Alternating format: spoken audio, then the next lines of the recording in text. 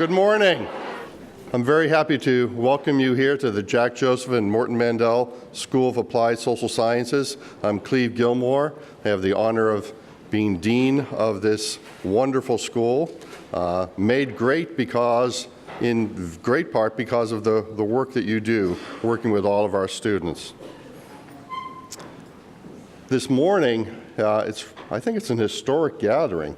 We have, I think, 120 people seated in our new Noble Commons. Do you like our new space? Yeah. All right. And while we have nice snacks here for you, I want to point out that we do have a snack bar over there that you could take advantage of.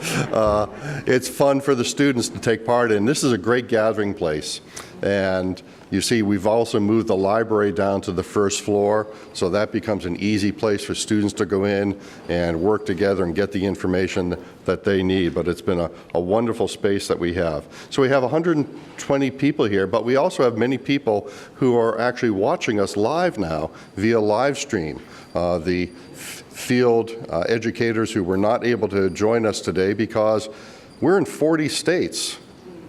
So we have people working all over the country because of our extensive program, not only our intensive weekend program that reaches out beyond Ohio, but also our online format that is outside of Ohio, as well as a large presence here in Ohio.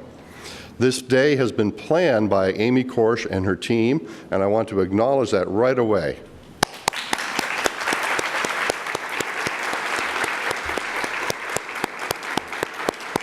And soon you'll be introduced in meeting our very special guest, Professor Marion Bogo, who's not a stranger to our school and has worked with us over the years, particularly as we went through a renovation of our curriculum, not only our field education, but also our curriculum on campus, our whole curriculum.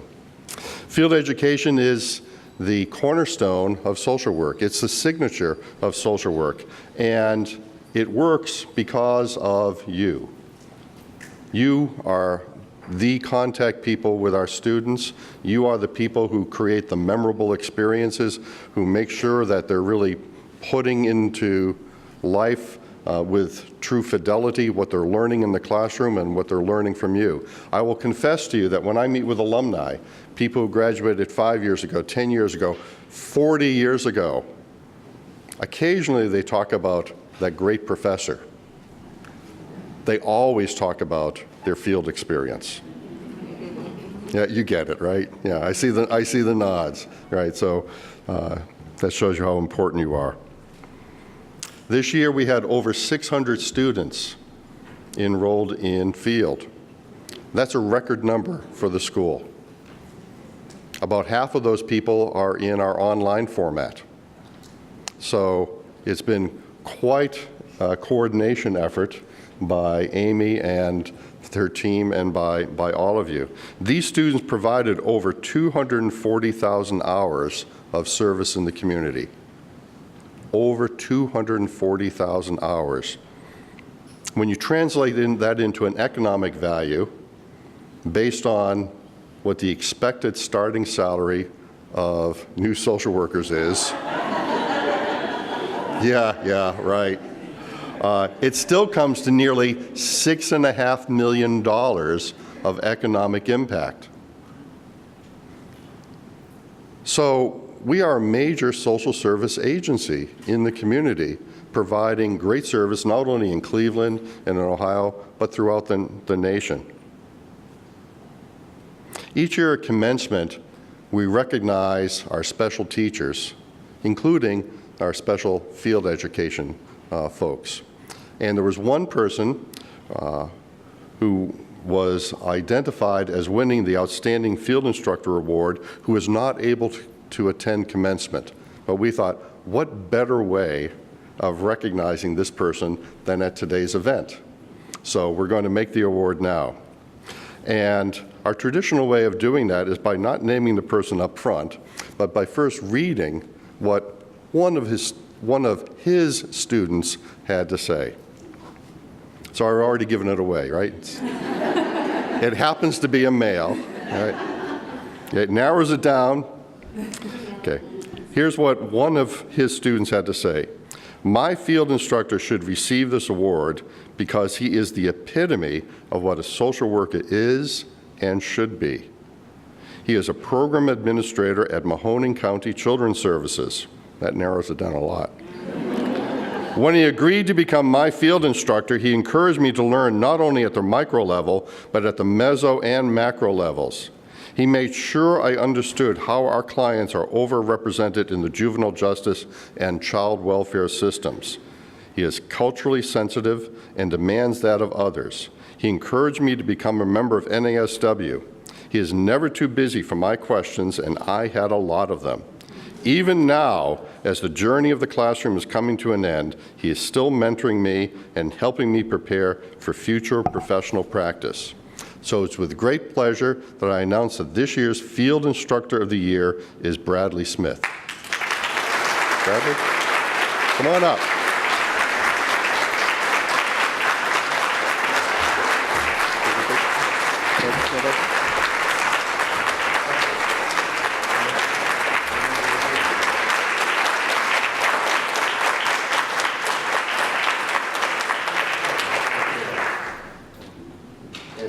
We have a presentation box, so maybe we'll keep it here for safety. Okay. And I will tell you that Bradley was recognized at the ceremony, and Brad, you got a big round of applause there too from about 1,200 people. So add that to the 120 people in the room and the people who are still clapping online. In addition to being a record-setting year, this was also our centennial year. Actually, those of you who are working with us, you know we've celebrated this over 100 weeks. I mean, guys, really, there's a lot to celebrate. But we started in 1915. The first students came in 1916, so we had reason to celebrate it over 100 weeks, and we found lots of things to do. So I guess this is actually our official end of our centennial celebration that we're there. So I'd like to introduce you to the three people who co-chaired this very successful celebration of our centennial, and invite them to come up. First, Kathleen Farkas, John Yankee, and Denise Gibson.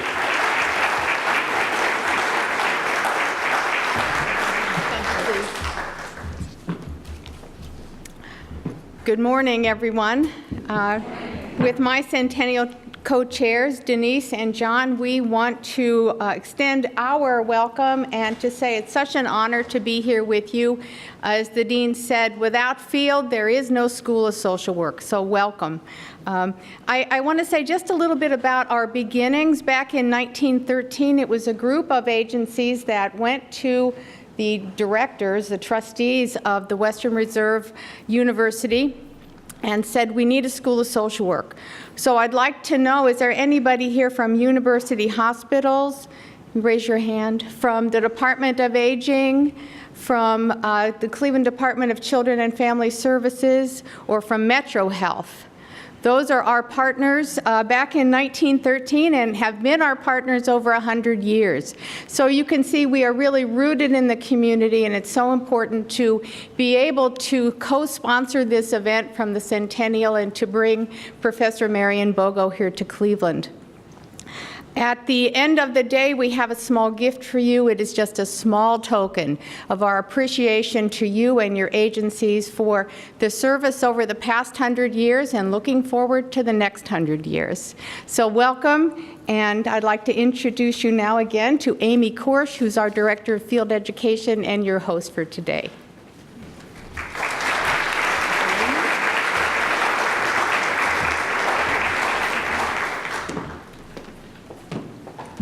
Good morning. I am so grateful to have all of you here today and to have the privilege of being the Director of Field Education at the Mandel School. So I just want to start by saying that I'm so grateful for all of you and the contributions that you make to our students each and every day. We see and hear about your contributions from our students, and you make such a profound impact on them. I don't even have the right words to explain it. So without you, we would not have a field education program, and our students are grateful for you, and we are too. So we're so happy to be able to welcome you here with us and to have the opportunity to have our wonderful speaker for our event today. Just a few logistics. Restrooms are over there, just behind this wall. I'd ask you please to put your phones on silent so we don't have any ringing. And just remember, as we've talked about, we are live streaming across the country and we are recording. So that will go on throughout the day. There will be some discussion opportunities. We're really looking forward to your feedback and discussion. There will be one of our wonderful field faculty, Kathy Gant, who will be coming around the room with a mic. Because of the live stream, we need you to talk into the mic when you talk so our online participants can hear what you're saying. So I am beyond honored today to have the privilege to introduce Marion Bogo.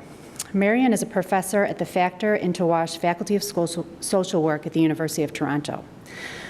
The name Marion Bogo is synonymous with excellence in field education. When you look for resources, support, research, and ideas to support the success of students in field education, you find Marion Bogo. Her work has helped to create the standards for best practice in field education across the globe. And here we are with her sitting right in front of us today. Marion's extensive research focuses on social work education as well as the conceptualization and assessment of professional competence. She's published over 125 journal articles and book chapters and 6 books. Marion was awarded the Significant Lifetime Achievement Award in Field Education from the Council on Social Work Education in recognition of her contributions to social work education and improving the assessment of professional competence. In 2014, Marion was appointed as an officer of the Order of Canada for her achievements in the field of social work as a scholar and teacher and for advancing the practice of social work in Canada and abroad. So without further ado, I would like to introduce and welcome Professor Marion Bogo.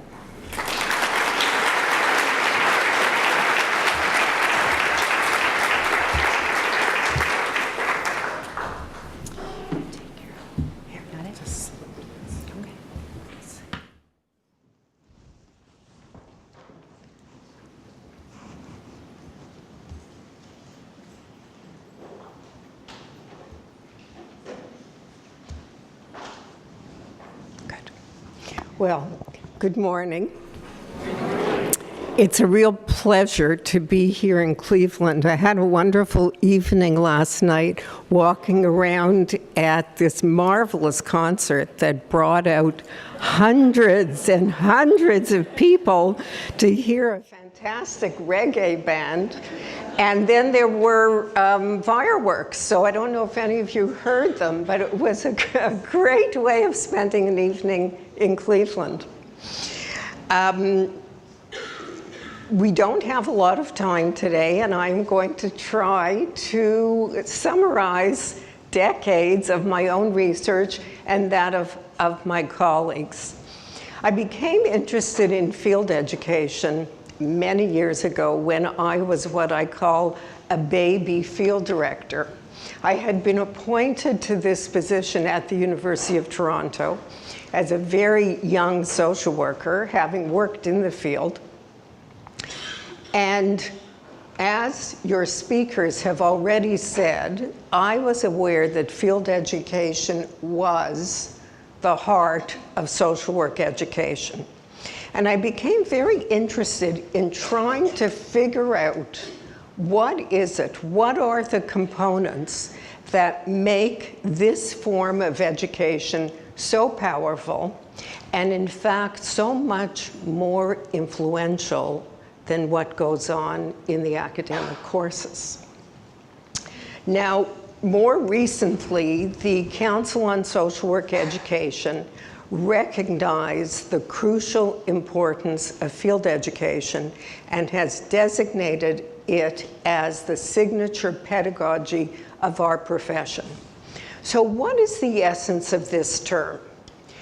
The term was developed by an educational scholar at Berkeley, Lee Shulman.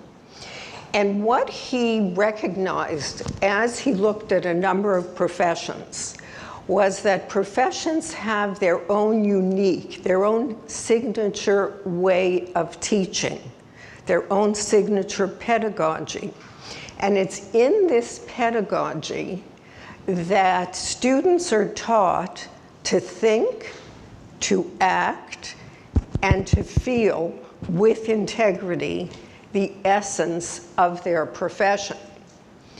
So when we think about field education as our signature pedagogy, what the Council on Social Work Education has noted, and I emphasize, is that the intent of field education is to integrate the theoretical, the conceptual, the ideas, thinking like a social worker, with the actual practice of social work. So when you stop to think about this is really the biggest challenge. How do we bring together theory and practice? When you think about other professions, medicine, Schulman had identified that their signature pedagogy was rounds. It's really at the bedside of the patient that the expert physician teacher brings together the science, the intervention, and the way in which one interacts with patients. In social work, it's really the field instructor student supervisory session. In law, it's the Socratic dialogue that goes on in the classroom. So what I want, with that background of the importance of field as the place where it comes together, where it is integrated, what I want to do today is briefly talk about what we teach, because we are teaching towards this concept of holistic competence. So I want to focus on the content of what we're teaching, and especially on the process of teaching. How should I teach? What are the processes that bring about the best student learning outcomes? So before I get into the whole definition of holistic competence, I'd like to ask you to make the implicit explicit. So just take a moment and write down 5 characteristics that you believe students must demonstrate for you to say at the end of the time that they're with you, this student is competent. So what would you consider to be 5 key characteristics, dimensions, whatever term you want to use? And I'm just going to give you about 1 minute to do that, and we'll have some feedback on it a little later on.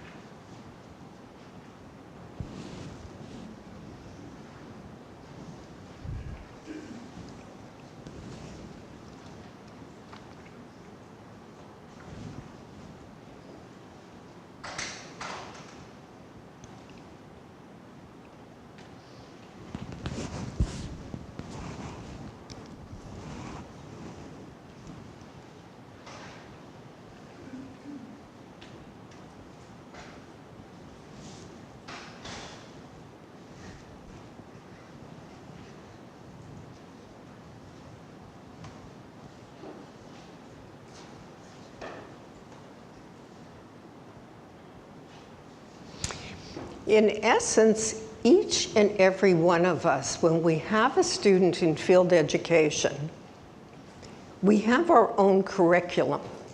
We have our own ideas of what a student must demonstrate in order for us individually to feel that they're competent.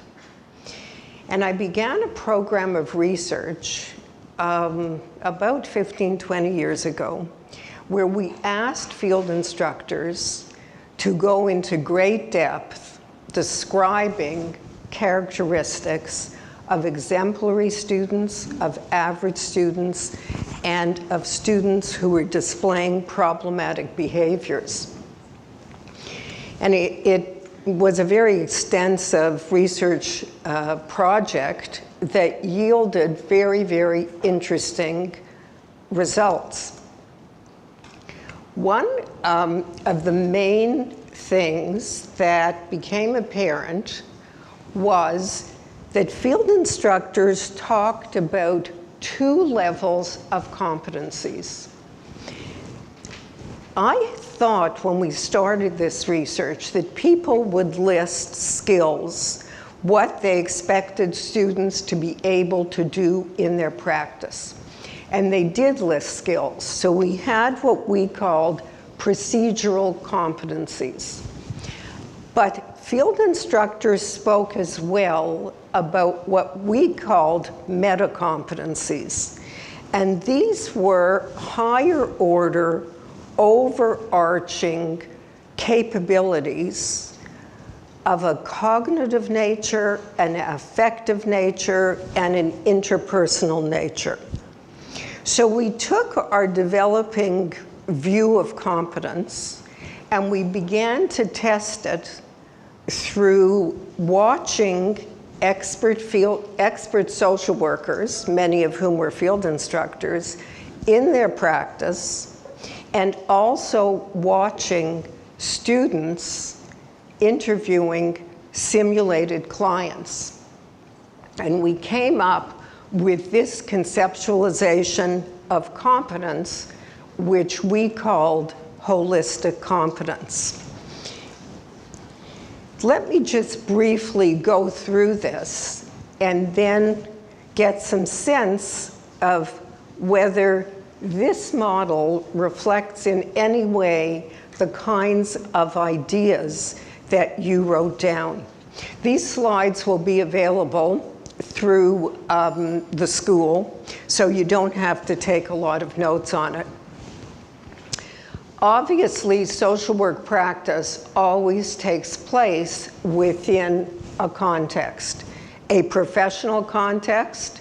So that's the idea of signature pedagogy, teaching us to act with integrity, our value and ethical base. Social work generally takes place within an organizational and community context. Even private practice is in some kind of community. And so you are all agency-based field instructors, and I don't have to elaborate on how much the organization affects what you do, how you do it, how long you do it, and in what way you do it. And of course, the community that you're in, and the degree to which your university is preparing for practice in the community. But here's the heart of the matter. The central piece, complex practice behavior, refers to engagement, relationship building, assessment, planning, and intervention. And I should say we've tested this model at micro, meso, and macro levels, and I'm always amazed that it fits. And we've tested it in a wide range of specializations: child protection, domestic violence, medical social work, mental health practice. So the model seems to fit all these various levels and specializations. So complex practice behavior is sort of a mid-level concept. If we watched a social worker, what we would see would be, in the left-hand quadrant, the use of skills in carrying out those behaviors. But what we would not see is whether or not we are using a knowledge base, what kind of knowledge base we're using, theoretical, empirical, generic, or a specialist. And most importantly, the right-hand side, what is going on with the student or the social worker themselves. What are they drawing on? What kind of assumptions, implicit knowledge, their own beliefs about well-being, dysfunction, and change? How they're thinking critically about the client they're interacting with, how they're making decisions about what they're going to do. In other words, judgment. And we know from neuroscience research, especially in the last 10, 20 years, that the way we think is powerfully influenced by the way we feel, by our emotions, by our awareness of our emotions, by our reactivity, by our ability to self-regulate. So this was the model of holistic competence that my research team developed. And as we were working on this, the Council on Social Work Education was redoing the educational policy and accreditation standards. And I was invited to serve on that committee with my dear colleague, Wally Gingrich, who was Associate Dean here at Case. Some of you may know Wally. And we had a wonderful time over 6 years, challenging, because the notion of competence often is what you can do, but only looking at what you can do ignores this broader picture, which our expert field instructors, where I did my research, but now I can say with confidence, in many jurisdictions who've adopted this idea, this is a more complex view of what practice really is about, the way in which we practice. And so the EPAS adopted this conceptual model: knowledge, values, skills, and cognitive and affective processes, how we think and how we feel, that include critical thinking, affective reactions, and exercise of judgment. So this is a tall order to be able to teach in the field in a way that brings these dimensions together. It's an even taller order to do that in the classroom, but that's not the subject today. Today we're focusing on the field. So let me ask you what you listed. Just somebody has a microphone. Let's just hear some of the pieces that you listed as crucial. Compassion, empathy, critical thinking, ethical awareness, openness. So we have, I don't know if you could hear, but you were going to this lady first? Okay, and then we will come here. I listed ability to build rapport, empathy. To what? To build rapport? Mm-hmm. Empathy, dealing with ambiguity, embracing diversity, and ethical decision making. Okay, so there's a perfect example of the complex practice behavior of relationship building, needing the skill of being able to offer empathy and build rapport, which has tremendous implications for whether you can manage your own feelings in the heat of what could be a very challenging kind of interaction with a client. Let's have this one. So compassion/empathy, insight, reflective thinking, integration of practice and theory, openness to learning, critical thinking, self-awareness. I could go on and on. Okay, so again, you see, I love it because this just begins to show that the practice wisdom of professionals who are teaching in the field. ability to diagnose, or at least begin to, a toolbox of therapeutic interventions, positive client engagement, ability to complete timely paperwork, and overall time management.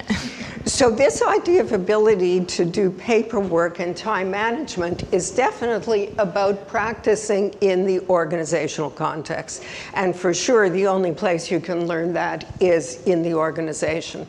Let's have a few more.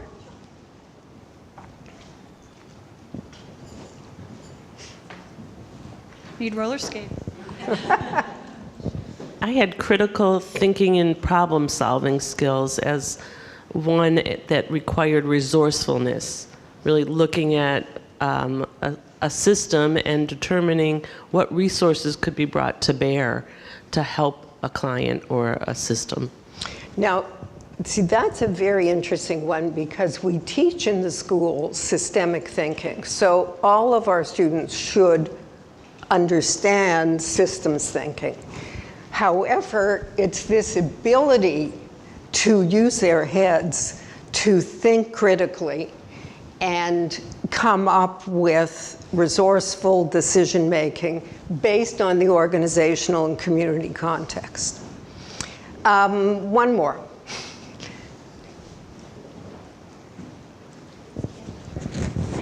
So in addition to what some other people shared, just kind of an inclusiveness and an ability to see beyond your own experience and the ability to communicate effectively to your clients and to the population, this other staff.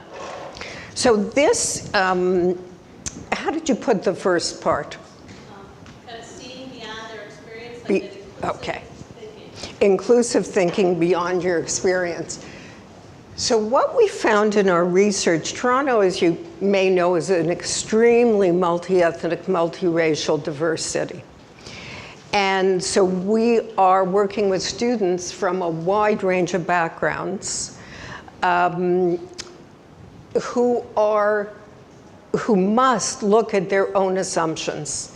If I take the field of aging, we have a lot of students who've immigrated from traditional societies in Asia and in Africa, where if an elder person is respected and taken care of in the home.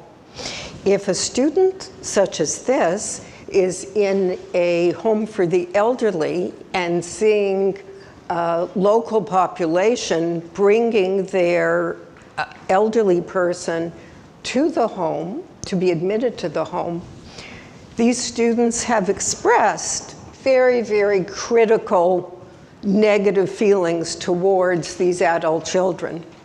And so it becomes very clear that working in any situation, but especially in situations of diversity, the importance of understanding our tacit knowledge, what we believe to be good and true, and how that influences our feelings, our self-awareness, our reactions to our clients, and then our ability to be empathetic, to form relationships, and to work in a collaborative way with clients. So I think this holistic competence model resonates,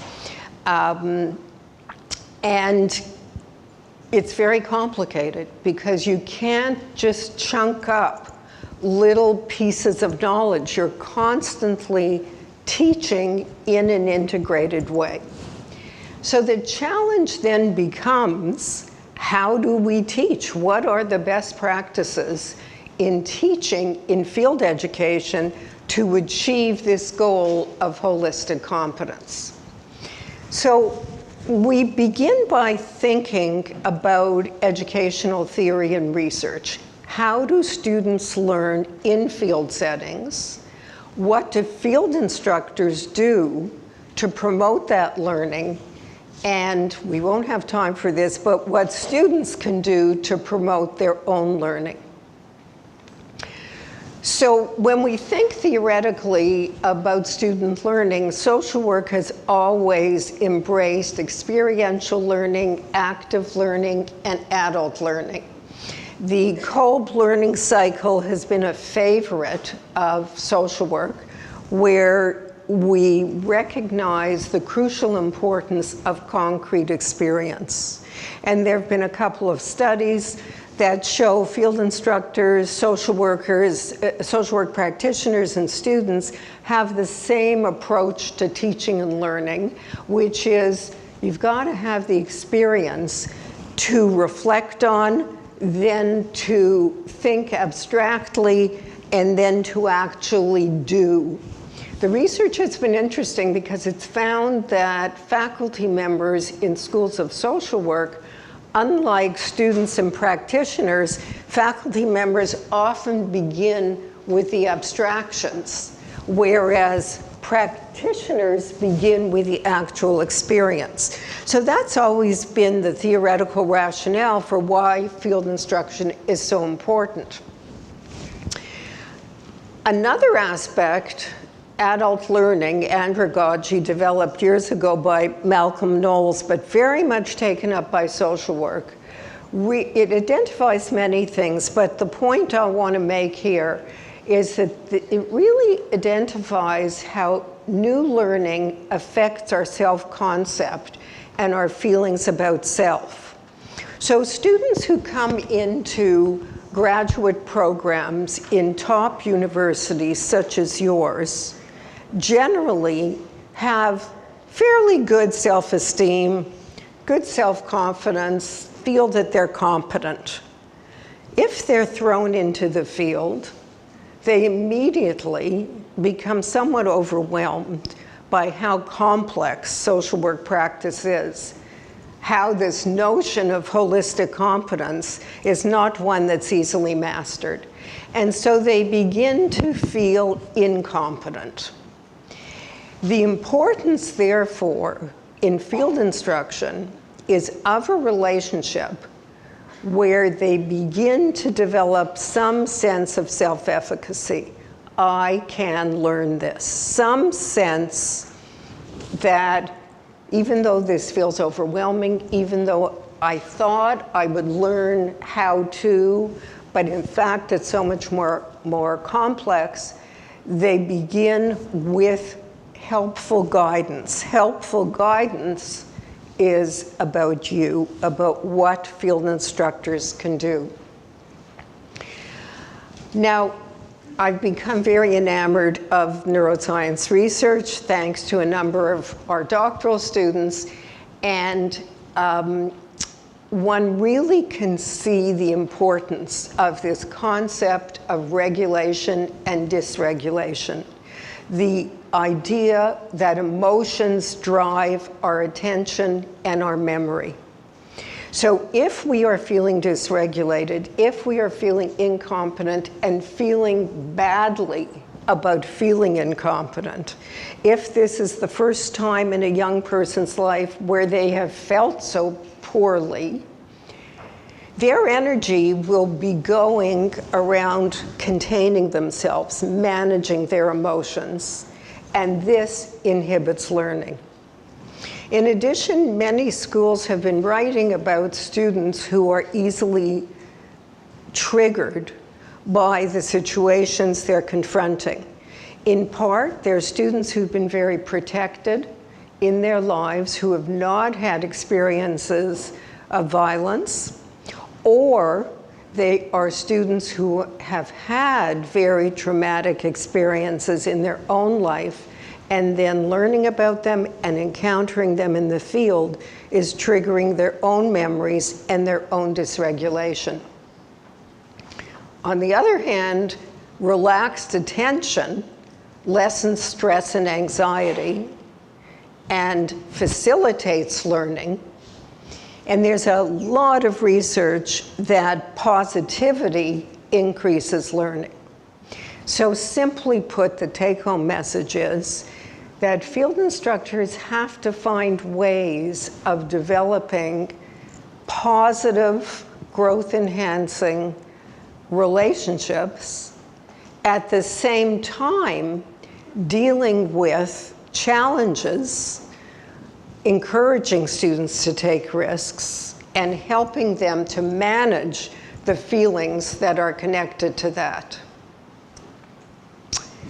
So essentially, and this comes out of so much research that I've now kind of said we don't need to do any more research on this. Study after study after study, context affects learning. So we found in one of our studies, even in very difficult organizations where there was some degree of toxicity on the team or in the organization, strong positive relationships with the field instructors were calming. They mediated the effect of a negative organizational context. So relationship, supportive and calming on one hand, but also challenging on the other hand. And we will have a chance to look at a video and get your reactions to a field instructor dealing with a situation like this. So let me then move quickly to some of the key supervisory processes, because my hunch is that you know the importance of relationship, although knowing it and being able to manage it is a complicated issue. So what we've been able to glean from our research and that of others is this cycle of processes, that when the three of these processes are working together, not necessarily in a linear fashion, but more in this kind of messy, integrated fashion, that this appears to produce the best learning outcomes. So the first piece is about practice. Again, neuroscience shows that actually practicing, is the way we strengthen new and existing neural connections. And so when I think about practice, more and more I think about the analogy of people learning a new sport, learning to play the piano, learning to do mathematics. The question then is, do your students have enough opportunity to actually practice? To practice interviewing, to practice recording, to practice dealing with challenges, to practice running projects. New knowledge needs to make sense. We have to make it our own. That's been a very interesting insight from neuroscience, that it isn't enough to read or to listen. We really have to work with it. We have to make it meaningful to ourselves. And again, field education becomes one of the best ways for that to happen. So there is absolutely no substitute for engaging in an actual interview. And this has come out of a number of studies done by my own research team and by Ricky Fortune at the University of New York at Buffalo, SUNY, State University of New York at, not Buffalo, sorry, at Albany. She's done wonderful work that really supports this idea that learning is reinforced as one practices and practices. You're probably familiar with Malcolm Gladwell's 10,000 hours of practice to assimilate what needs to be known and to gain mastery. But 10,000 hours is not necessarily sufficient. Sometimes we've had students come into our program who've had 10 years of social work type experience, but it was really 1 year times 10. So just practicing, and if anybody plays the piano, you know this can often not be enough. What you need is what is called deliberate practice. It comes out of the research of Erickson in psychology. And he studied expert performers across a number of fields. And we've started working in a number of research studies on this idea of deliberate practice. What it really means is that you focus your attention on what needs development. And then you rehearse. So let me give you an example. I was watching a student interviewing a family where there was a father, a mother, and a few children. And every time the mother started talking about her concerns, the father would cut her off and come in with his opinion. And I could see the social work student becoming more and more quiet as the father came in. And this repeated itself again and again. So the field instructor who was watching with me, after the interview, spoke to the student about it. They reflected on what was going on with her. The essence was that she didn't know how to stop this father. The field instructor, so together they had identified, working with his family, there were many, many issues, but here was one key issue that needed attention. How was this student going to deal with herself, her feelings, and the skill of how to deal with this father? They rehearsed it.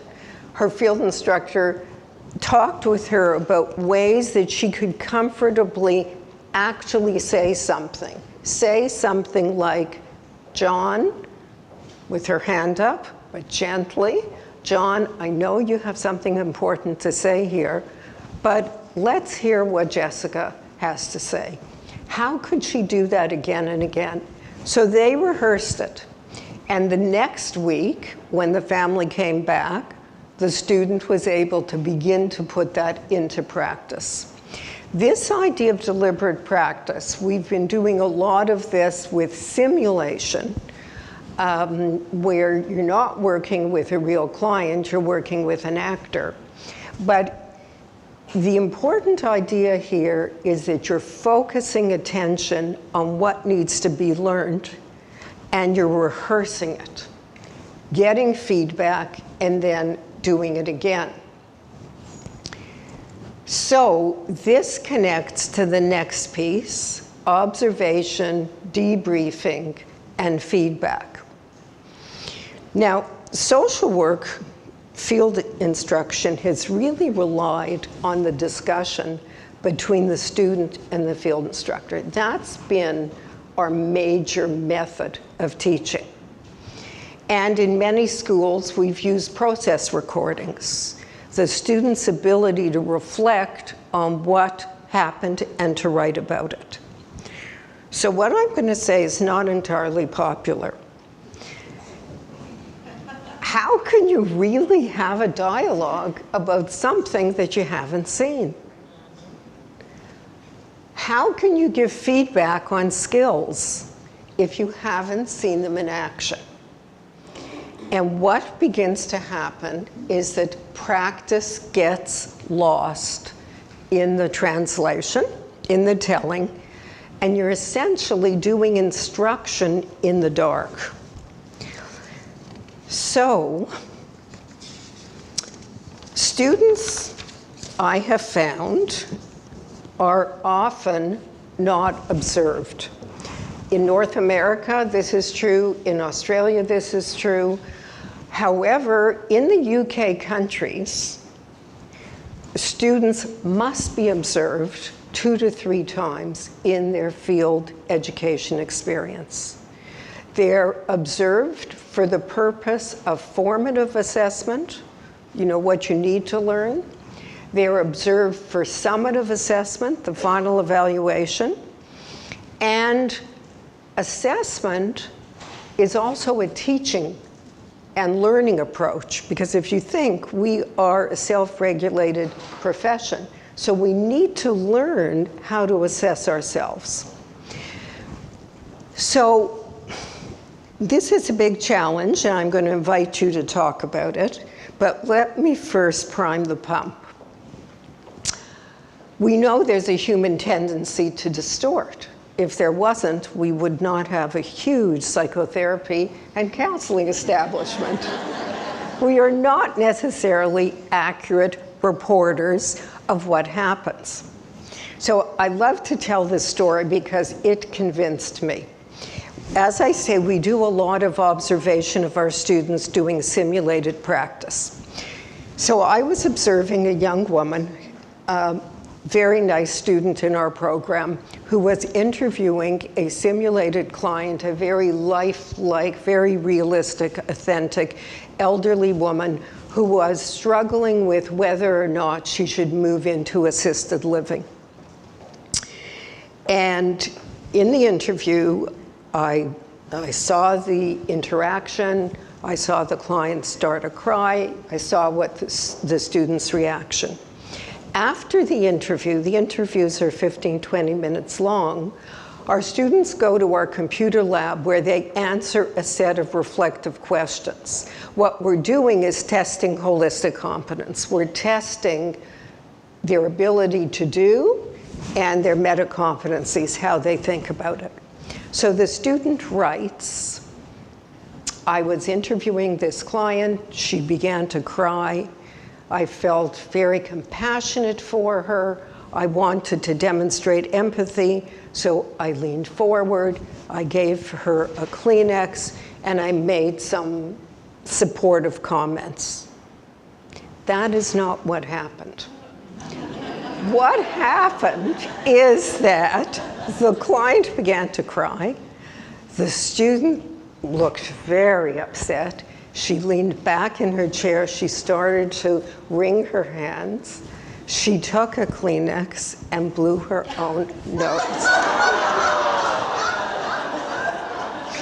Now, this student was not lying.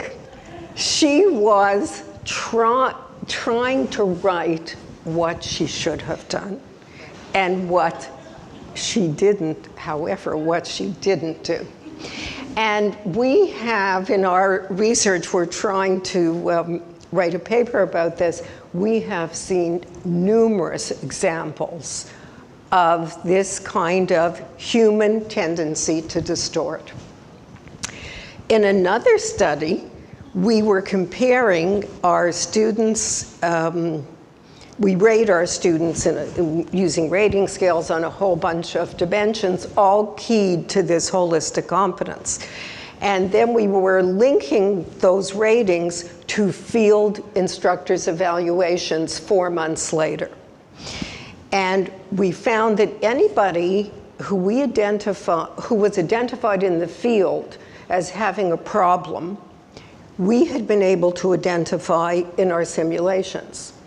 But not everybody we identified in our simulations had problems in the field. So I presented this research to our field instructors, big group such as yourself, and I said, so I'm not so sure that our method really, this method of simulation really works. And the field instructor said, oh, no, don't draw that conclusion. And I said, why not? And they said, because we do not watch our students in practice. So what we're evaluating is their ability to talk the talk, not to walk the walk. That's what one of the field instructors said to me. And I thought that really resonates because, like yourselves, we have very smart students. So they can learn the knowledge base. Like the student story I was telling you about, they can, in their reflections, the knowledge base, what they should be doing can come through. But can they actually do it? And my last story is going to scare you. It's called Unskilled and Unaware, and it was done with family practice residents in the medical school. And they observed family practice residents interviewing simulated clients, rated them, and had them self-rate. And they found 3 types. A group that did very well but underrated themselves, a group that did well or not so well, but their ratings were accurate, and a group that did very poorly in their interviewing but overrated themselves. So they then showed them videos of expert, excellent clinicians, family practice doctors, interviewing clients, patients, and they asked them to rate themselves, again, on their interviews. The ones who had underrated, their ratings went up. They became more realistic. The group who accurately rated, they continued to rate themselves accurately. But the group who overrated themselves, after seeing exemplars, they gave themselves even higher ratings. So unskilled and unaware. And the researchers' analysis is if you don't have the meta competencies, if you don't understand what the skill, what the competency is, if you don't understand it, then you can't really describe it or rate it accurately. So this comes back to holistic competence. It's not enough to talk the talk. It's not enough just to do it. The importance is to pull it all together. So this is my argument for the importance of observing our students in their practice. Often, field instruction has become administratively focused, as has agency supervision, because of organizational constraints. And I understand that, and so I hope we can have some time to talk about that. So your field instruction, that precious hour, hour and a half, is often taken up with what happened with the client, what should we do next? How do you blend these accountability and planning issues with real education? And finally, student anxiety. When we started doing a lot of this observation, we found our students were somewhat reluctant. Although there may be some of you in the room who remember the heyday of family therapy and direct supervision, a few of you maybe, where we did it. You know, was the way we learned and we taught. So what we realized is increasingly practice is public. You're not necessarily sitting in an office with a closed door with nobody seeing you. You may be, especially in the healthcare system, you're often working with other professionals. Students need to learn how to do their practice in a public manner. And then we have a very nice conference called the International Interdisciplinary Conference on Clinical Supervision. Used to be in Buffalo, and people from Cleveland came. It's now been moved to Long Island. And there's a lot of psychologists there, and the signature pedagogy of psychology is watching their students interview. So what they do is something called role induction. Right from day one, they say, this is the way we teach and this is the way you learn. So the expectation is you demonstrate your practice. And we've been doing that increasingly, and we have found the more students are observed, the more they become used to it. And generally, there's a very small group of students who find being observed extremely stressful. Now, I worry about that because if they then go into the field and they need to be observed, we haven't necessarily been graduating a competent social worker.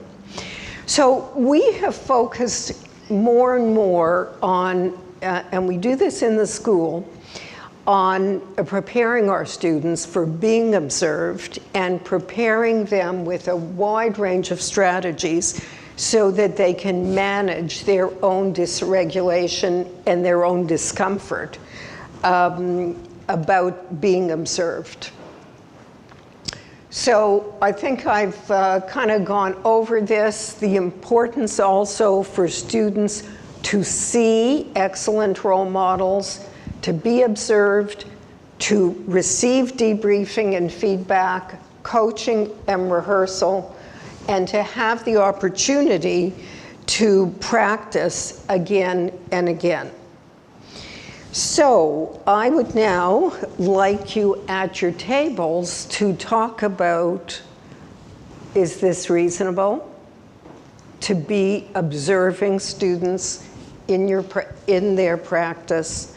Can you give them feedback? What are the challenges? And if some of you have been able to deal with the challenges, what have been your solutions to dealing with the challenges? We do not have any statistics, but I've been to a number of schools around the country, and I can say that probably in most schools, maybe anywhere from 30 to 40% of students are being observed, but most students in North American schools are not being observed. So if you're not doing it, do not feel embarrassed. It's sort of where we seem to be at, but let's share the practice wisdom here. And I think we have time for a good few minutes of discussion at the tables, and then I'll ask for some feedback, especially about the challenges and how you can overcome them. Okay? So I am going to turn the presentation back over to Marion for our next piece. So thank you. So there seemed to be a lot of animated discussion. Let's have a little bit of feedback, mainly about what works. So can I ask somebody to start from the discussion at your tables? Here we are.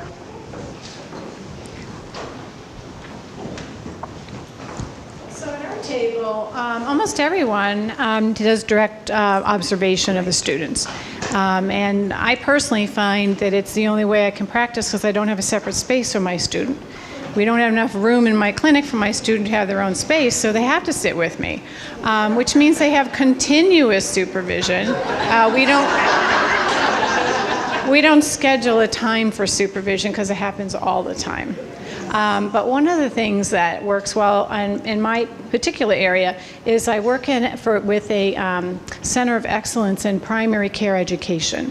I work for the Veterans Hospital, Veterans Administration, and in primary care we have an interprofessional collaborative education. What we realize is all the disciplines are learning in their silos, and then you put them in the sandbox and expect everyone to learn to collaborate together. And so we need to teach them how to work collaboratively while they're in training. Right. And so they learn from each other. And one of the requirements of that program is that each learner needs to video record a conversation with a patient. And that is turned into the instructors at the Center of Excellence program. Great. And then they carve out a piece of that, and then they have to show it to the rest of the class. And they show, this was an interaction, I had this patient, and they show 2 or 3 clips of small clips of the interview, and show what they thought they did particularly well, and what they really could improve upon. And I find that even for myself, just observing a nurse practitioner or an MD saying that, it just kind of normalizes the whole thing about, we don't have to be perfect, we're all learning, and we could learn from each other's mistakes or say, right? So it's great. That's great. Is there any attempt in the reflecting on their work to link it to some competency concepts? By that I mean, I'm not going to hunt back for the slide, but the diagram. On competence. And so what we find is that we have to create curriculum that serves the interprofessional team members. So as an example, for a social worker, I'm planning to teach a session on disability because I want my doctors and the nurse practitioners to know what kind of paperwork should they fill out for patients and when should they fill it out and what's an appropriate thing. Like what the state law is as to who can get a handicap parking placard, okay? I don't want the patients coming in and saying, oh, I want one, doctor, and doc says, oh, I like this patient, I'm gonna fill it out, even though they don't meet the criteria. So, and then you get, then we're setting a precedent that's probably not what we need to set. We need to be consistent with everything that we're doing. Yeah. So to teach all the learners, about disability, who gets it, all these things. But basically, it's all the paperwork because that's what they struggle with.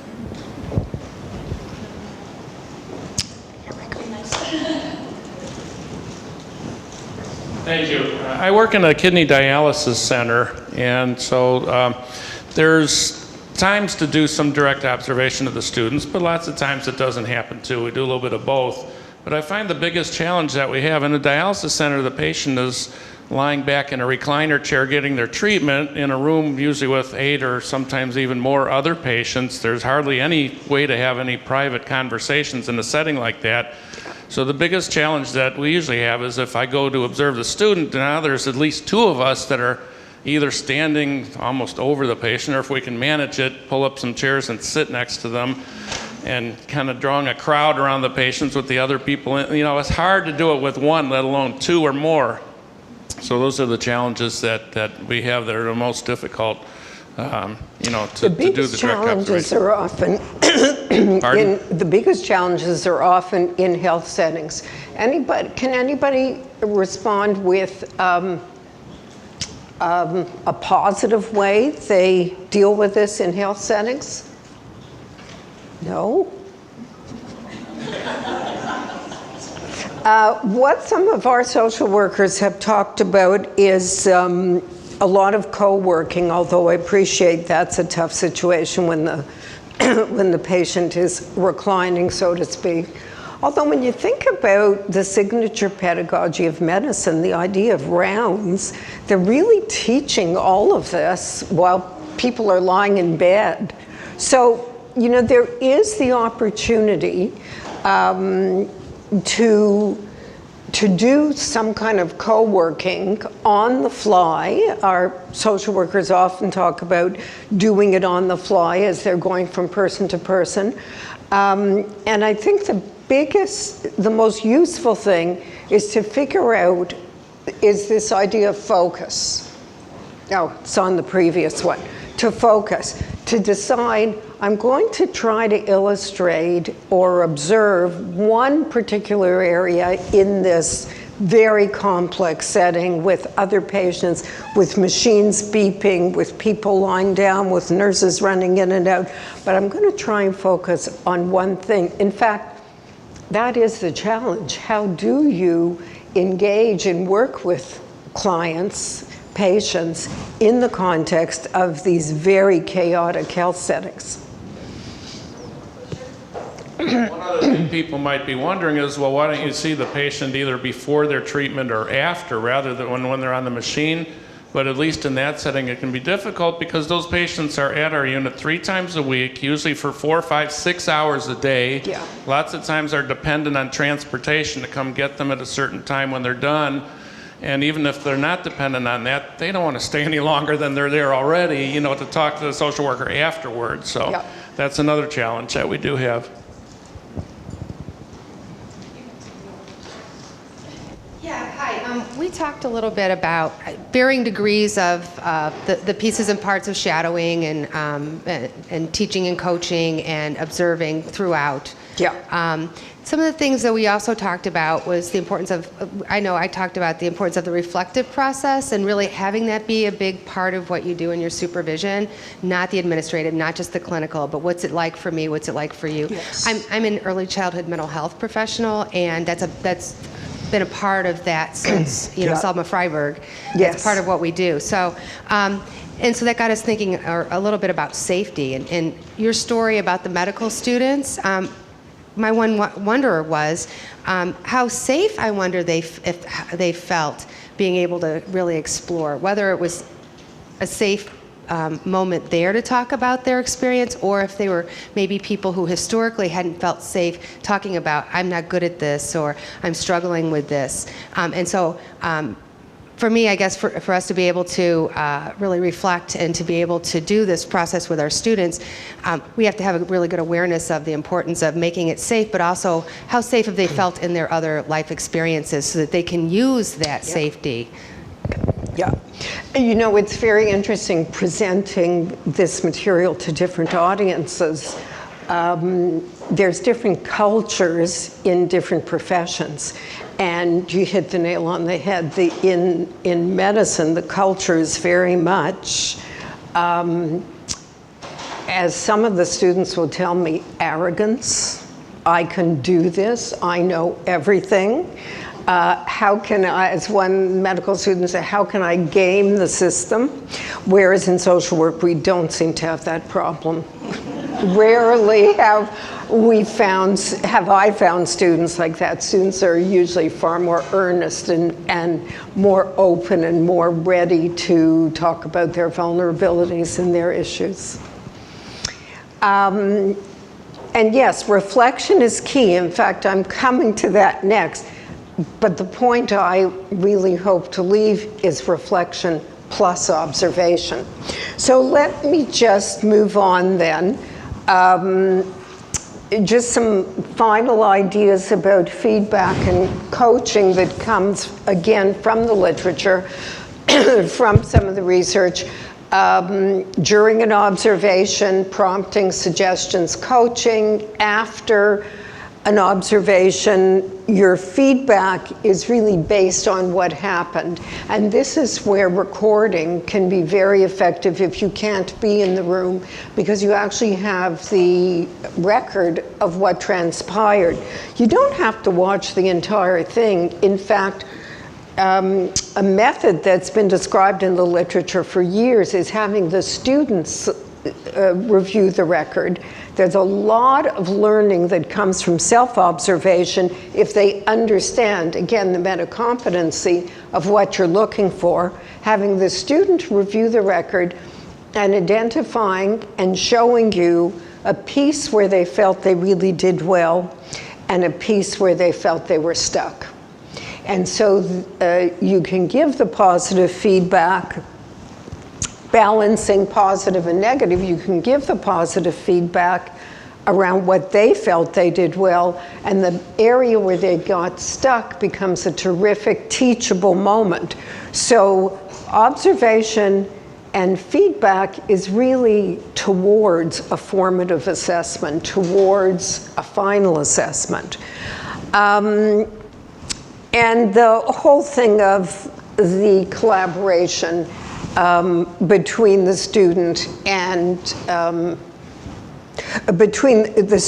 the field instructor, leading towards self-assessment, which really is an important thing for us to teach. So I feel I talk out of both sides of my mouth. On one hand, I say self-assessment is problematic. On the other hand, it's the way in which we do continuing education. We assess what we think we need to learn. Credibility, the very interesting research that feedback is accepted based on the degree to which you, the field instructor, are credible in the eyes of the student. So it comes back to the relationship. If they kind of feel this is a good relationship on many dimensions, that you're warm, you're supportive, you're encouraging, you expect them to take a risk, and they see you as knowledgeable and competent, your feedback is very credible. But we do know there are situations where students don't feel the field instructor is credible. And finally, objectionable styles are those that are harsh or demeaning, which, just stands to reason. Finally, reflective discussion. I'll just go through this fairly quickly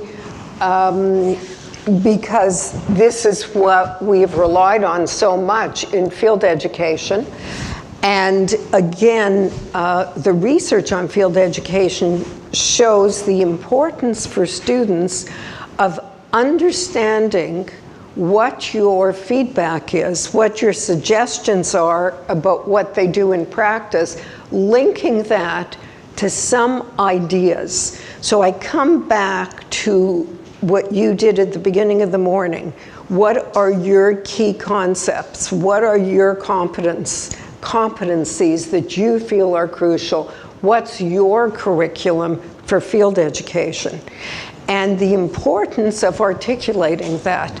This idea of integrating theory and process is really an important one, because just because students learned about something in school doesn't necessarily mean that they're going to be able to easily transfer that into the field. And just as you're talking about skills or interventions, we have found that if you don't articulate the concept, the student isn't necessarily going to integrate. Oh, so that idea of therapeutic neutrality, of collaborative practice, that idea means in actual practice saying to the client, what do you want to talk about today? What's most important to you?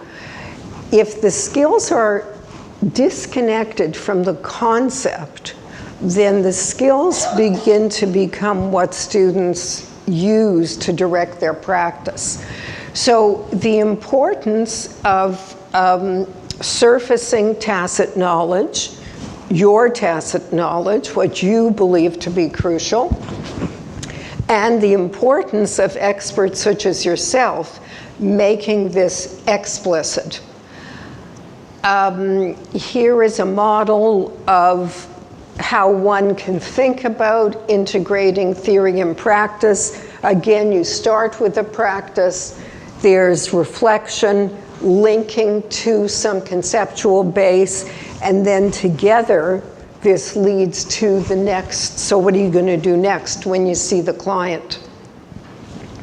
So this is sort of the summary of when reflective discussions are grounded in observation, students gain a more complex understanding of the rationale, why you're suggesting they do what they do, and they're able to engage in intentional practice.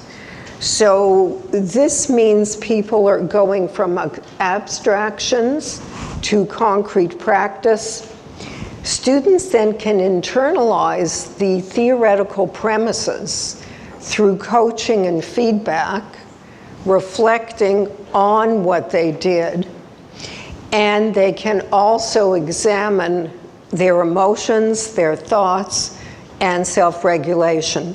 So if one is able to put together this cycle of evidence-based best practices, it then really leads you to this idea of holistic competence.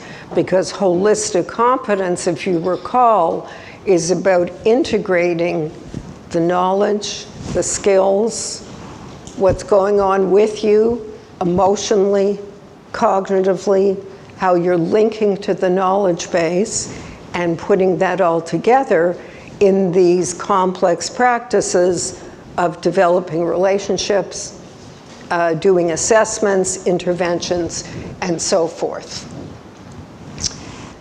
So the challenge seems to be, how do you balance service and education? Because you need to review clients' goals and progress. You need to conceptualize the situation, and you need collaborative brainstorming about what you're going to do next. So this whole series is about client goals and progress for which you are accountable. You have to have the service dimension. But we also need to integrate the educational purpose, linking theory, values, research knowledge, skills, and use of self. So it's a very complicated job that you have as a field instructor, because it involves balancing service and education, and when it comes to education, it involves this educating towards holistic competence. Finally, I've taken a look at your materials, and your learning contract and your evaluation. They're very well set up. They're related to the national standards, but they're very clear, and they're descriptive. And I do think they would provide you with very useful guidelines. But then you have to do something else. You have to translate that into what it means in your own setting. You're talking about early childhood mental health. You're talking about dialysis. Other people are talking about other settings. That's the big challenge, to take these wonderful abstract ideas and principles and to ground them in your own setting. So I now would like to move back to the relationship, because all of these best practices seem to work based on really the crucible of the socio-emotional context of the relationship you're able to create, field instructor and student.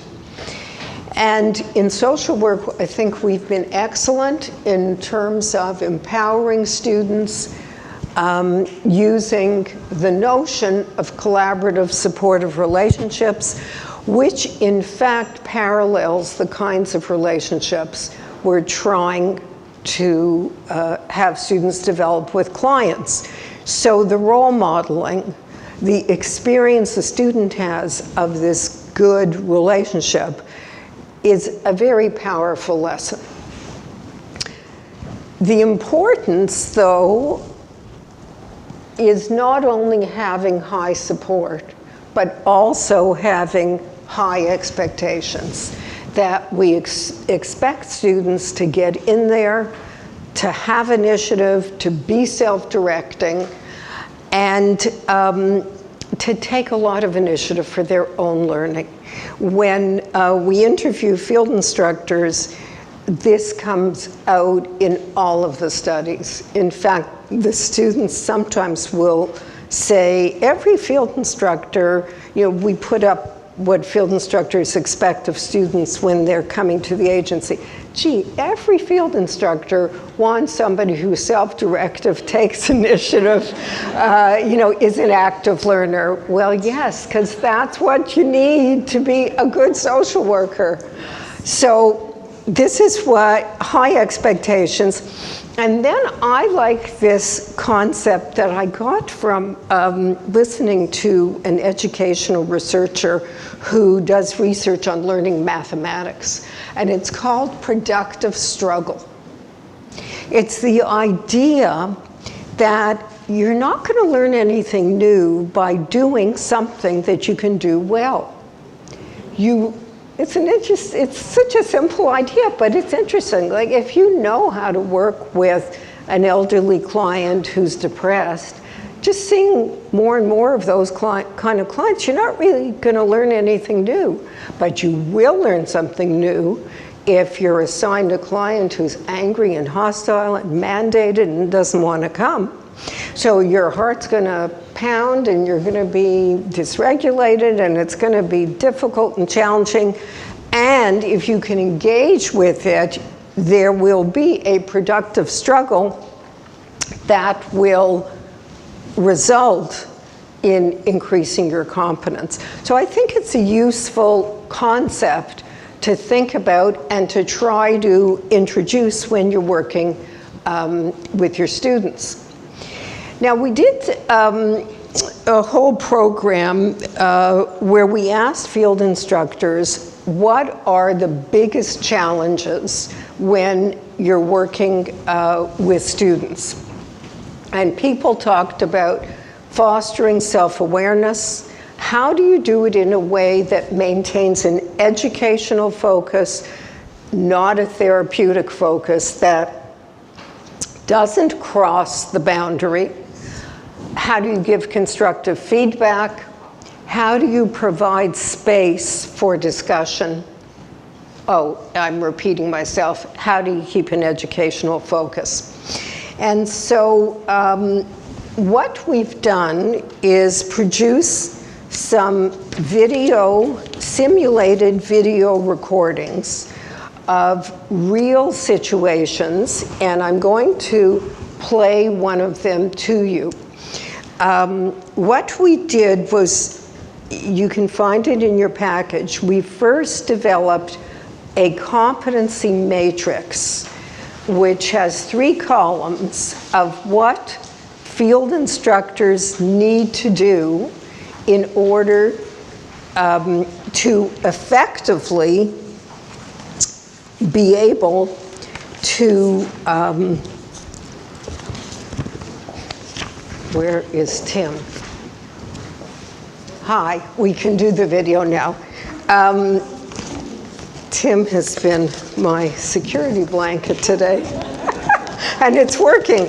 So we developed this competency matrix for fostering self-awareness, reflection, and emotion regulation while maintaining appropriate boundaries. It is a real mouthful. And then we asked some of our most experienced field instructors to, okay, perfect, great. Oh, yeah, that's perfect, thank you, thank you. Then we asked some of our most experienced field instructors to work with a simulated vignette that we developed, and we developed it based on our experiences with the field. We did about 2 days of filming because it was so difficult to do this, to put all these wonderful concepts and behaviors into practice. And what I will show you now is the one that we chose. Very experienced field instructor is working with an actor who is playing a student. And the actor is playing the student the way we wanted her to play the student. She's a fine actress.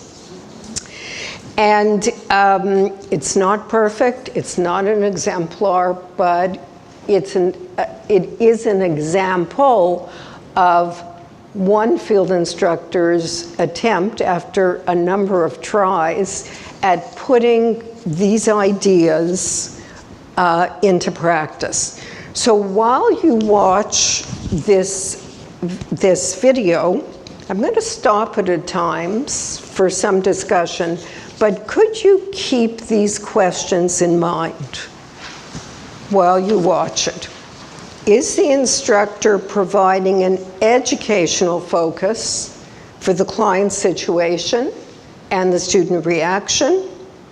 Is she normalizing and validating when appropriate? Is she supporting the student's development of an empathic stance? And what would you have done differently?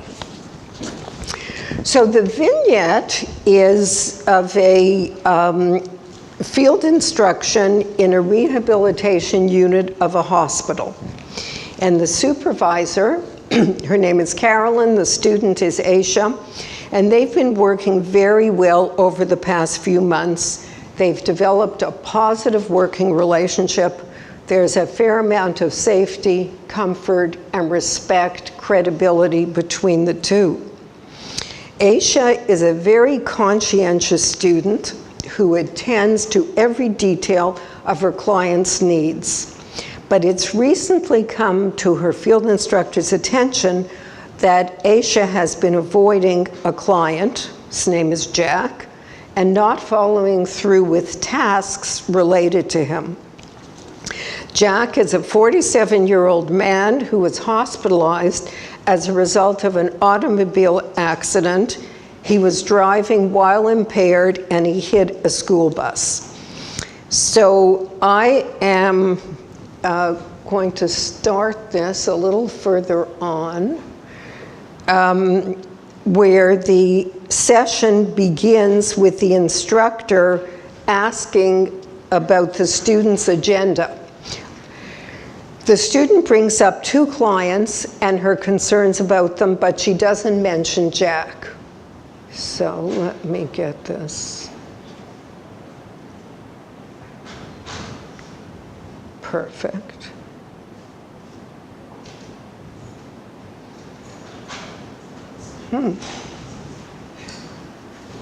How do I get it to start?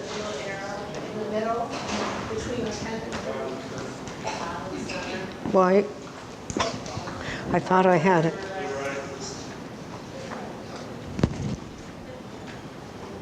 Up.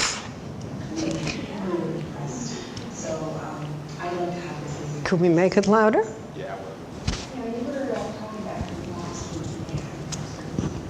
We can get to both of these today, no problem. Okay. But I was reviewing your files, as I do each week, and I'd like to add one to the agenda, and that would be Mr. Clark, Jack Clark. Oh, yeah, that's totally fine. I also wanted to talk about Jack Clark. Yeah? How's that case going for you? It's a little different from your usual work, and so I wanted to talk to you about that. In terms of what exactly? How Jack's doing, or? Well, it's the only file that I haven't actually heard. You haven't brought Jack up in supervision. All the other cases I'm sort of familiar with you. Okay. And when I was going over the file, I noticed there were only 2 case notes, and they were there was really nothing in them. And so I'm curious whether or not, did you meet with him? Did you talk with him? Because there wasn't a lot of information in the file. And I also noticed that there was a note from the nurse practitioner involved recommending this meeting with his partner. And that doesn't seem to have taken place, and I'm wondering about that as well. Yes. I have been meaning to schedule the family meeting and to talk with his partner about it. The notes, I have been just really, really busy, and I've been meaning to take a look at this again. But I haven't. I've only actually met with him twice in the time that he's been here. That's strange for you in terms of your practice. Normally you would see patients every day, would you not, while they were in the unit? Yes, although I have been very busy. It's been definitely a lot of work, so I've been meaning to get to it. I bring this up because obviously when you're an excellent student, Aisha. I've noticed your notes are very thorough. You're usually quite up to date on everything. And so I guess when I saw Jack Clark's file, it was a bit of a flag to me, and I wondered whether or not there was another issue going on with this patient that you might want to talk about. Well, I think everything's been going fine. He's, I mean, I do have a few concerns about him, of course. He's very, he seems very angry, feels very sorry for himself. He's trying, he thinks and talks a lot about what life's going to be like when he leaves here. So that's basically as far as I've got so far in terms of figuring out where he's at. He's just not. He's a bit of a difficult one. Is he not willing to see you, or is there an issue in terms of, because you actually haven't seen him, you've seen everyone else on the caseload, so I'm just wondering about that. Well, as I said, I've been busy, but so he's not saying, he's not allowing you to visit, or he's not giving you a hard time. You're having trouble finding time to meet with him? Yeah. Do you have any thoughts about why that might be? Why I haven't been able to meet with him? Mm-hmm. I guess it just slipped for me, to be honest. I feel like I'm always going to get to it. I just feel like I guess maybe I've got a big workload and I haven't really been thinking about him as much. Just at your table, what would you do at this point?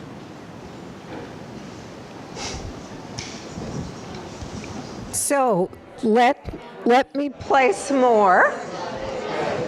I'm going to play some more.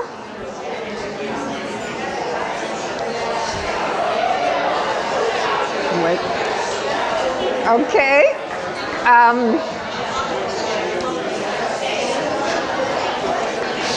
You are a lively group. Okay, I'm going to continue. I also find this is a very useful thing to do when you're working with students.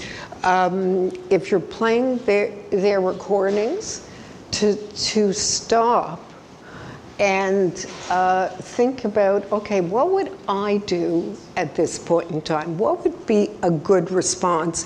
Very often we can get into being very critical when we're watching videos. But I find when we stop like this, you realize it's not so easy to come up with the right, the best, the most useful response at the moment.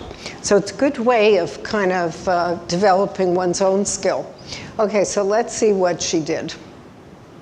You know, when we talk about caseloads is an important thing to talk about. There's also some, I guess, expectations in terms of when patients are on the unit, there is an expectation that they're seen every day, that there's a case note for them every day. It seems like it's only this patient that you haven't been able to get to. And so that's why I was wondering whether or not you felt he was presenting some difficulties to you in terms of maybe refusing social work visits or, but perhaps there's something else going on. You said he's difficult. Can you say more about that? I have to think about that. I guess with my other clients, they are a little bit easier to empathize with than with Jack. Jack is responsible for what happened to him, and he's responsible for what happened to others. That's what I find difficult about working with him, is the fact that he hasn't taking responsibility for his actions. He was, the cause of his accident was because he was driving impaired, and he hit a school bus. And in the 2 visits that I've had with him, he's never showed any level of concern about what's happened to the children. If he hurt anyone or injured anyone, or if his actions caused harm to another person. And I guess just he's just a difficult, that makes it really difficult to work with him, to face him. And the fact that he hasn't recognized and taken any responsibility, and just talks about his own life and his own concerns and whether or not he's going to go back to work and what's going to happen to him. I do find it difficult and challenging, because I guess it gets me angry too. You'd like him to demonstrate some remorse, or? I think that I can't ask him to demonstrate remorse, but I do find it a challenge when all that we're focused on is his own concerns, when, as unlike so many other people here, he was responsible for what he did, and he was driving with a suspended license. That indicates that he's done that before, that he's driven drunk before. And so yeah, he's frustrating. He's frustrating. I can completely see that. It's not a stretch to think that someone who has repeatedly, certainly from what I saw, repeatedly been charged with drunk driving. My understanding is his license was suspended at the actual time of the accident. Yeah. Probably not a stretch to think that there's lots of other issues going on for him. And sometimes when clients don't sort of act in the way that we kind of expect them to, it sounds like he doesn't have any empathy and you're finding some difficulty having empathy for him. Yeah, I would say so. I think he's definitely the hardest person to empathize with here, and I've never actually had to face something like this before. Aisha, would you? Do you think you're avoiding Jack Clark?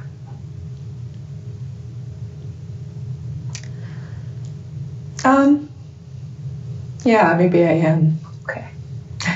I hadn't really thought about that before, but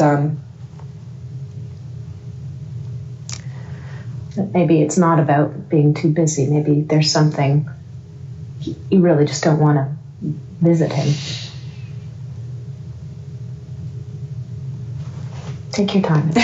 Sorry if this is... No. It's just important that we figure out what's happening there so that I can support you in providing service to a difficult patient. I'm sorry, because I want to be empathetic and professional with all of my clients, and I'm disappointed that my personal reaction, I don't want it to get in the way of my work. I feel I don't want it to compromise my job in any way, but I think I have a very personal reaction to Jack. I don't know if I mentioned, but I was in a bike accident which left me paralyzed and in the wheelchair, and that accident was caused by a drunk driver as well. Oh, Aisha, I didn't know that. I don't usually mention it, and I've worked hard to move forward with my life and to try to be of assistance to people who I feel I can help. I guess I'm confronting something difficult here because he's not a victim of he's a perpetrator in a way, or he's the person who in a way caused harm to all the other people, and I guess I'm drawing parallels with someone who caused harm to me. Although I didn't realize that before. That's what supervision is for sometimes. We all have clients that strike a chord in us that make it perhaps more difficult to be the best that we can be sometimes. And knowing that, or being able to start to explore that, can make us better social workers in the long term. It sounds like you're just starting to sort of get this awareness for yourself around what's happening with Mr. Clark. And I thank you for sharing that with me, because I think it's going to help moving forward. But we will need to find a way that you're able to visit him and fill out your case notes and schedule the meeting that's coming up with his partner. Can you think of ways that I can be of help during this time?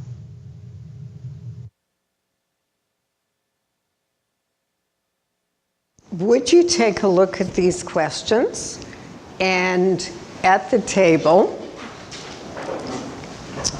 have some discussion, and especially coming up with what did you think about the way she handled it and what you might have done differently. So let's spend about 5 minutes giving you a chance to debrief on what you saw. Then we'll do some debriefing, and then we have a short reflection piece from the field instructor. Okay. Okay, just a bit of debriefing about what you what you thought about that. And then we will spend a few minutes listening to our field instructor.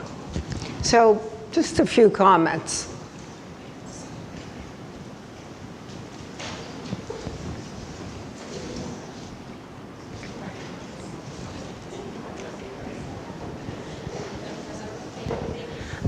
I mean, at face value, I think we sort of agreed that what she did was, there wasn't anything wrong with it. It met all the requirements. We thought perhaps she could have amplified certain areas and spent a bit more time. Some people are just slower, and I think perhaps her struggle with re-asking the question and allowing the intern, the student, to really come up several times with, oh, well, I'm busy, perhaps facilitated the anxiety necessary for the client to come, or the student, excuse me, right? Common mistake, to come forward with her history. We think the opportunity to stay with the client a bit, the student, right, when she disclosed, would have been helpful. She kind of jumped to the skill piece that's necessary to fulfill. And so this is why we process these things, and thank you for sharing. But to actually talk about, because that's the ambiguity of the work we do, to acknowledge that this is life, and we all have histories, and this is that experience changed her life irreparably. And so it's really not to normalize and tell her it's not surprising, and that her response is, it must have been difficult in some ways for her to hold on to that. And because she is so competent and has done such a nice job as a student, that whole, stroking, that's why you're bringing it up. So, but we think ultimately there wasn't anything truly wrong with it. It's just different styles that she took longer. And perhaps the fact that she said, yes, we have to get to the skills, and it closed down possibly the part where the student didn't have the opportunity to say, I'm not sure right now I feel comfortable. I don't know if I can do it. The supervisor can always, her rebuttal can always be, I think probably this is a good learning experience for you, and I would like to tag team this client with you. When you approach him, I can guide you and show you and be present for support. But if you just jump to, we're going to do the skills, we have to get through it so we can get to the skill set, it shuts down the conversation about how could we manage a situation? What options are there? Great comment. We don't have time. So let me just show you. I'm so sorry.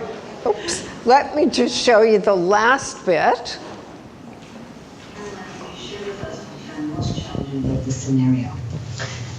Well, I think it's going in with it's the unknown. I think when you have a student that's been performing so uniformly or consistently well, and then you see, like, this file was a red flag. There's definitely something going wrong there. You don't want to negate the good work the student's done already. You want to go in to try to figure out what's happened. But I think I really felt that I was going to unearth something very serious, and you're a little cautious. I think that was the hard part. There are two different ways things can go. Students can say, absolutely, you're right, and thanks for pointing it out. And other times they can say, prove it, and you don't know what you're talking about, and those kinds of things. And I think that's what we're always dealing with as field instructors. You want to be an effective instructor. You don't just want to be a nice instructor. And balancing those two is really, I think, challenging. The other piece that came to me as I was doing it was I was really grateful that I was addressing something that was only 2 weeks old. And I think in real practice, it's hard to be on top of student caseloads in that way, so that you're really getting in early before you're seeing some long-term, ramifications of having waited too long to address something. And I think sometimes we have that in the real world in practice situations. We've waited too long to address something, and then it makes it even harder for us as instructors. Kind of an interesting reflection on her part. Trying to get in early enough that it hasn't become such a monumental issue to deal with. So in our last 3 minutes, best practices, supportive relationships, practice opportunities, observation and feedback, reflective discussion, leading to holistic competence. So would you take a moment and think, you don't have to give us feedback, I am best at, I could be better at, and things I could do differently next time. So I am best at, I could be better at, and what I could do differently next time. So here was the slide I was reading off. Supportive relationship, practice opportunities, observation and feedback, reflective discussion. That's my summary of 35 years of research. Thank you.